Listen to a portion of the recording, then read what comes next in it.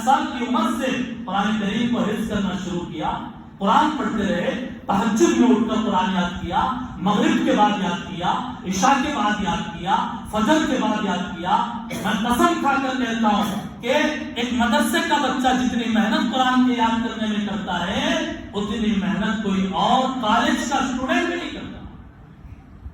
اتنی محنت کے ساتھ 4 سال 5 سال میں قرآن یاد کیا جاتا ہے، پھر اس کے بعد 3-4 سال، میں بتا رہا ہوں آپ کو کہ 3-4 سال عربی گرامر سیکھا جاتا ہے، عربی گرامر، علم نحو سیکھا جاتا ہے، علم صرف سیکھا جاتا ہے اور سکھایا جاتا ہے، عربی زبان، عربی لینگویج سکھائی جاتی ہے۔ 3-4 سال تک سکھایا جاتا ہے کہ ایک لفظ کے معنی عربی کے اندر کتنے ہیں، ایک لفظ کے معنی، ضربات کے معنی۔ آپ ڈکشنری اٹھا لیجئے، بڑی ذمہ داری کے ساتھ بات کرتا ہوں کہ ڈکشنری اٹھا لیجئے، صرف ضربات کے معنی 1 نہیں، 2 نہیں، 5 10 نہیں، 30-40 معنی ہے صرف ضربات کے معنی۔ کیا مطلب؟ اس کو استعمال کہاں کیا جائے گا اور اس کا استعمال کیسے کیا جائے گا، اس کے استعمال پر اس کا معنی کیسے بدلے گا، وہ ساری چیزیں اس کے اندر ہوتی ہیں۔ آج لوگوں نے علماء اکرام کو بے وزن سمجھ لیا۔ آج کہ جو 8 سال جنہوں نے پوری قرآن کریم کی تفسیر پڑھی، آئیے میں آپ کو بتاتا ہوں، تفسیر کی کتاب جو عالم کورس میں پڑھائی جاتی ہے تفسیر جلالین ہے، آئیے میں آپ کو بتاتا ہوں، فصاحت کی کتاب جو عالم کورس میں پڑھائی جاتی ہے مختصر المعانی ہے، بلاغت کی کتاب جو عالم کورس میں پڑھائی جاتی ہے، اور بلاغت کی کتابیں اور وہ نحو کی کتابیں، اتنی موٹی موٹی کتابیں جسے دیکھ کر ایک عام انسان یہ کہے اسے کوئی پڑھ نہیں سکتا۔ جی ہاں، میں بڑی ذمہ داری کے ساتھ بات کہتا ہوں کہ ہمیں یہ پڑھایا جاتا ہے الحمدللہ رب العالمین میں الحمد کے اوپر پیش کس وجہ سے ہے، عربی کے کس قاعدے کی وجہ سے ہے، عربی کے کس گرامر کی وجہ سے ہے، للہ میں لام کے اللہ کے ہاتھ کے اوپر جو زیر آیا ہے للہ ہی کیوں ہے، للہ ہو کیوں نہیں ہے، للہ ہاتھ کیوں نہیں ہے، یہ ہمیں بتایا جاتا ہے، پڑھایا جاتا ہے، ماہر بنایا جاتا ہے شریعت کا، ماہر بنایا جاتا ہے شریعت کے مسائل کا، ماہر بنایا جاتا ہے۔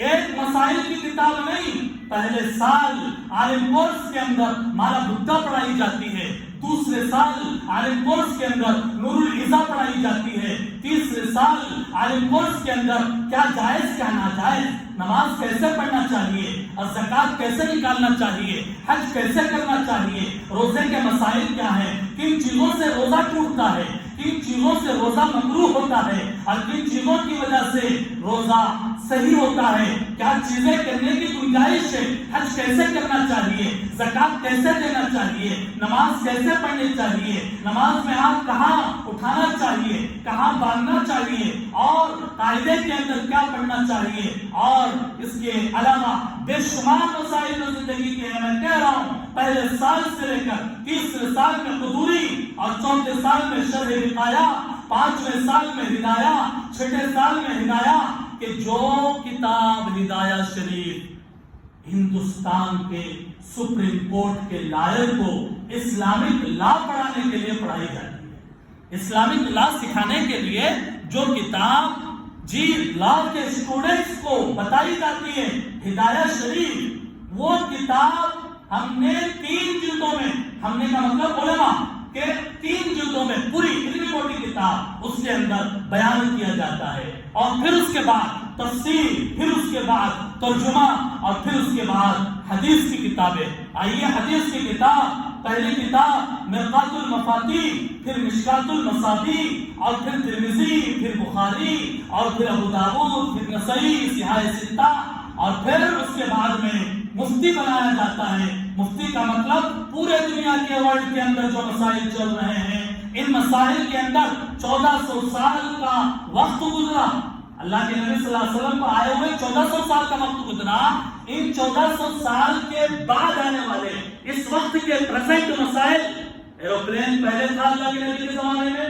واشنگ مشین تھی اللہ کے نبی کے زمانے میں، یہ جو نئے نئے مسائل ہیں، ٹرین اس کے اندر نماز کیسے پڑھی جائے، فلائٹ اس کے اندر کیسے نماز پڑھی جائے، آدمی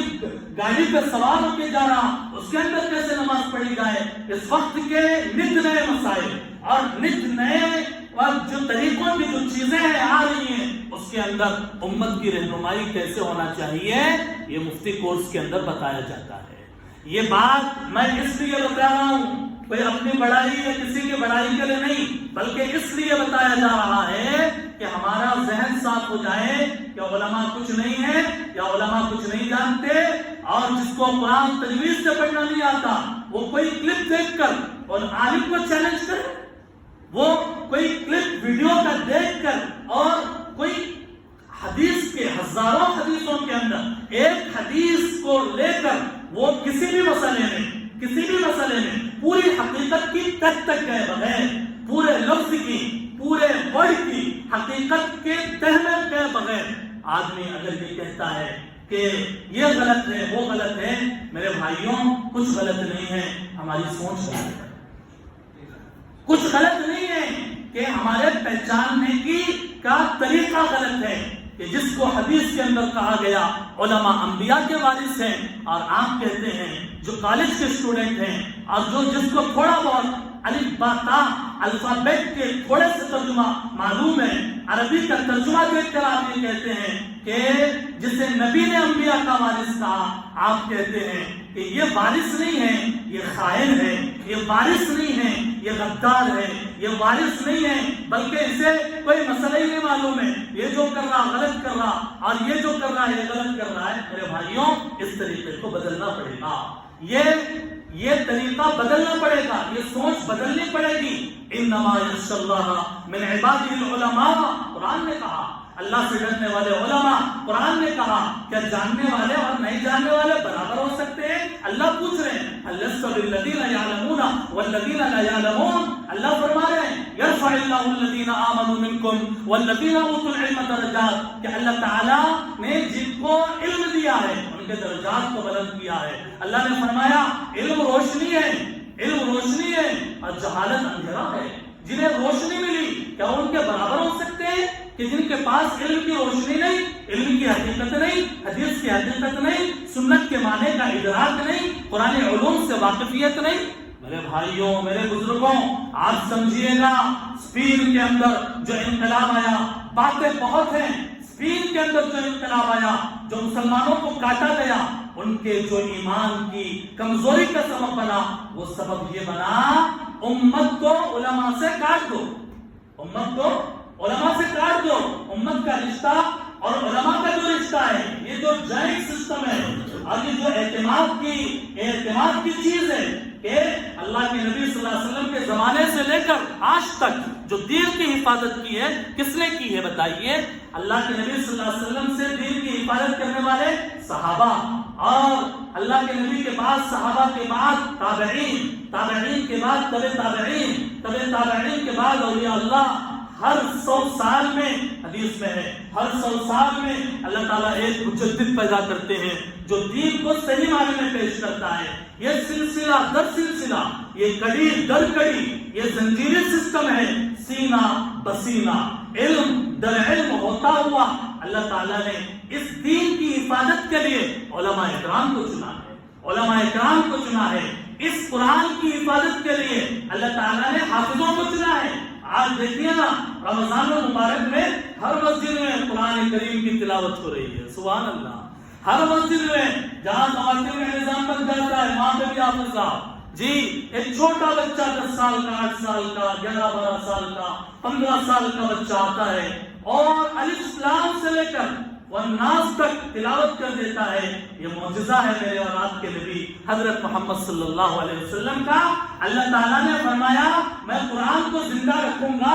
قرآن کو کوئی بگاڑ نہیں سکتا، قرآن کی کوئی ایک حرف اور ایک لفظ نہیں بدل سکتا. اگر وقت کے کعبے کا امام، میری بات سنیں آپ، وقت کے کعبے کا امام بھی اگر قرآن پڑھتے ہوئے ایک زبر بدل دے گا، ایک زیر بدل دے گا، یہ 8-9 سال 10 سال کا بچہ کہے گا یہ غلط پڑھا ہے، یہ غلط پڑھا ہے، یہ یہاں پر زیر آنا چاہیے، یہاں پر زبر پڑھا ہے. یہ امام حرم کی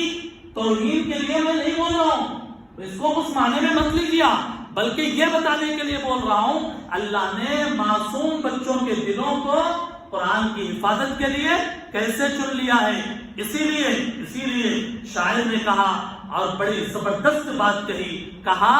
انسانیت کے لیے دستور حیات ہے، انسانیت کے لیے منشور حیات ہے، انسانیت کے لیے ضابطۂ حیات ہے، بلکہ پوری انسانیت کے لیے آب حیات ہے۔ شاعر نے کہا ہر لحظہ ہے مومن کی نئی شان نئی آن،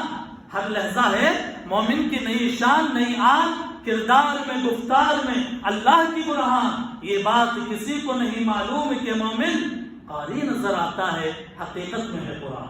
قاری نظر آتا ہے حقیقت میں ہے قرآن۔ میرے بھائیوں، میرے بزرگوں، میرے دوستوں، قرآن کے الفاظ کی حفاظت کے لیے اللہ تعالیٰ نے حافظوں کو ذریعہ بنایا، قرآن کے معنوں کی حفاظت کے لیے عالموں کو اللہ نے ذریعہ بنایا۔